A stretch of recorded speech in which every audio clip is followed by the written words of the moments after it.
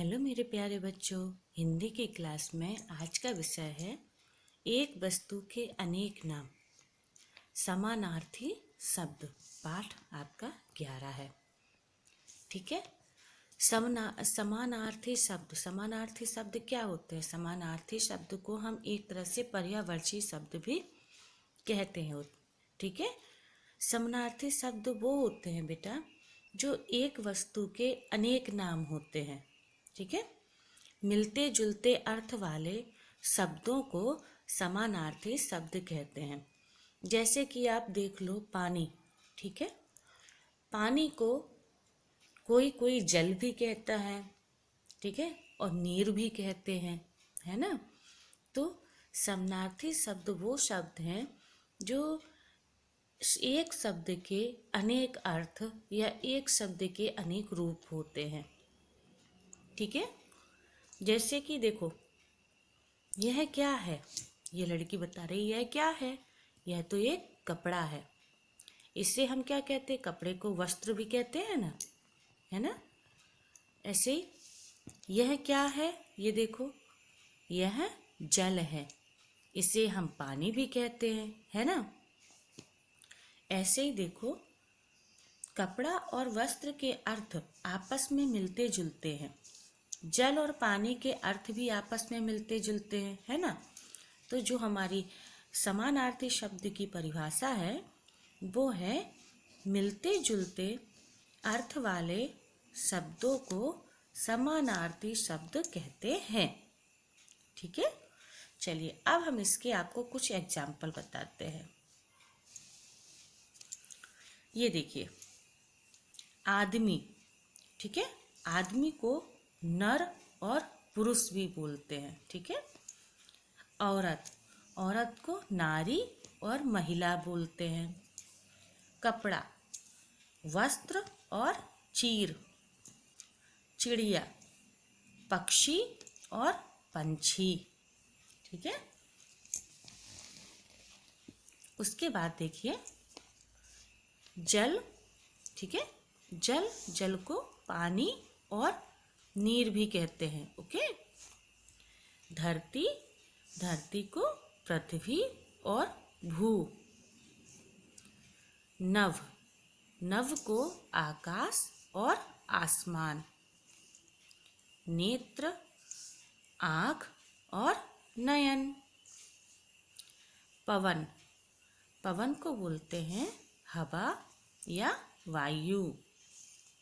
पुत्र, बेटा या सुत। पुत्री, पुत्री को बोलते हैं बेटी या सुता। फूल, फूल को पुष्प और सुमन। मित्र, साथी या दोस्त। राजा, सम्राट या बादशाह। शेर, सिंह या वनराज। संसार, जगत और दुनिया। बच्चों, मैं एक बार फिर से बताती हूँ, समानार्थी शब्द को पर्यायवाची शब्द भी बोलते हैं। ठीक है। अब इसकी परिभाषा फिर से बोलती हूँ। मिलते जुलते अर्थ वाले शब्दों को, मिलते जुलते अर्थ वाले शब्दों को समानार्थी शब्द कहते हैं। ठीक है। उम्मीद करती हूँ बच्चों कि आपको ये समझ में आ गया होगा। चलिए बच्चों, अब इसका हम अभ्यास कार्य करते हैं। नीचे दिए शब्दों में से जल का समानार्थी शब्द क्या है? ठीक है। किसका बताना है हमें? जल का। तो नयन, सुमन या पानी क्या होता है? जल्दी बताओ। तो पानी। ठीक है।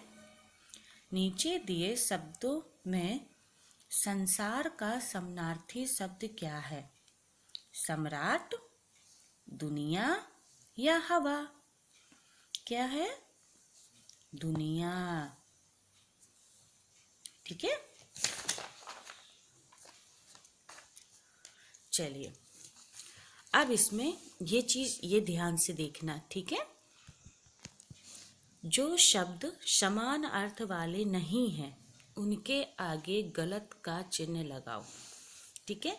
जिसका समान अर्थ नहीं होता है, जैसे घर, ठीक है, भवन, महल और सदन। तो घर, घर मीन्स घर, ठीक है।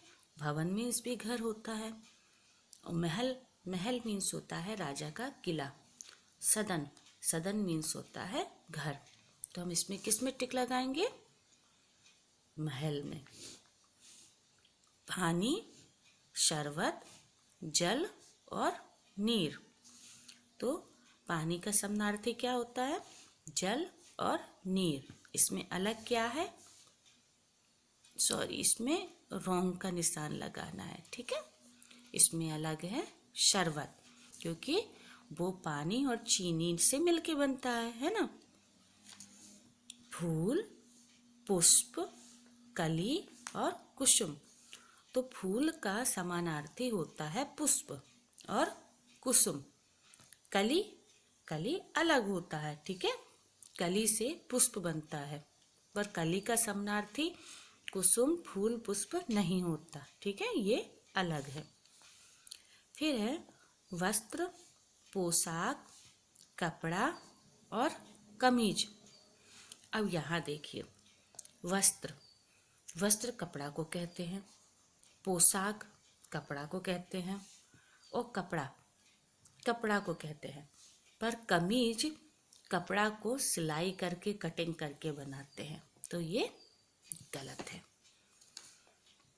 मित्र, साथी, पड़ोसी और दोस्त। तो इसमें अलग कौन है? मित्र, जिसके साथ हम खेलते हैं, है ना।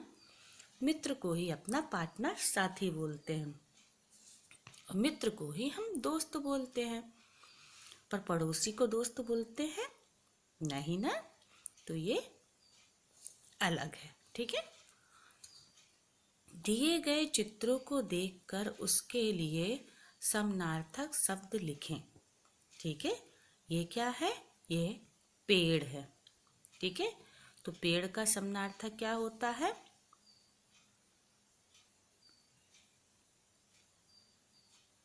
वृक्ष और तरु, ठीक है। अब ये क्या है? ये देखो, एक औरत का चित्र है, तो इसको क्या बोलेंगे? औरत और स्त्री, ठीक है। ये देखो, ये घर है, तो इसको हम बोलेंगे भवन और घर, ठीक है। समझ में आ रहा है ना सबको? चलिए अब नीचे पढ़ते हैं। चित्रों के नीचे दो दो पर्यायवाची शब्द लिखें। अब इन चित्रों का दो दो पर्यायवाची शब्द लिखना है। तो यहाँ हमने लिखा वृक्ष और तरु। ये देखो, ये क्या है? शेर। तो हम लिख देंगे शेर और वनराज, इसको सिंह भी बोलते हैं, ठीक है। और वृक्ष को यहाँ पे हम पेड़ भी लिख सकते हैं, ओके। ये देखो, ये कौन है? लड़की। तो लड़की को हम कन्या, पुत्री, हाँ, या सुता कुछ। तो यहाँ पे पर मैं लिखती हूँ लड़की और कन्या, ठीक है। ये क्या है? ये पानी है, ठीक है। तो यहाँ लिखते हैं पानी और जल, ओके। चलिए अब आगे देखिए, इन समूहों में मिलते जुलते अर्थ वाले एक शब्द लिखें, ठीक है। जैसे पुरुष, पुरुष का यहाँ देखो आदमी लिखा हुआ है, तो हम यहाँ क्या लिखेंगे? नर, ठीक है। अब यहाँ देखिए लिखा है ईश, ईश में होता है भगवान, तो यहाँ पे हम भगवान या देवता, दोनों में से कुछ भी लिख सकते हैं, ठीक है। तो मैंने लिख दिया देवता और प्रभु लिखा हुआ है। बेटा, बेटा सुत या फिर पुत्र, ठीक है। माँ, माँ वो होती है जो हमको एक नया जीवन देती है, तो माँ को माता बोलते हैं और जननी बोलते हैं, जिसने हमें जना है, हमें एक नया जीवन प्रदान किया है, ठीक है। अब यहाँ देखिए, चित्रों को उनके दोनों नामों से मिलान करें, ठीक है। तो बच्चों मैं आपको समझा देती हूँ और ये आपको खुद से मिलान करना है, ओके। देखो चांद, तो चांद कहाँ है, ये है ना। और चांद और किसको चांद बोलते हैं, नौका को, पुस्तक को, चंद्रमा को या सूर्य को, बोलो। तो चंद्रमा को बोलते हैं, तो हम चांद और चंद्रमा को इससे मिला देंगे, ठीक है। फिर है ये सूरज, सूरज है, तो सूरज कहाँ है, ये है ना। और यहाँ कहाँ है सूरज, नौका, पुस्तक या सूर्य, तो हम किससे मिलाएंगे, सूरज से और सूर्य से, इसको मिला देंगे, ठीक है। फिर है किताब, तो किताब कहाँ है, ये है पुस्तक, ठीक है।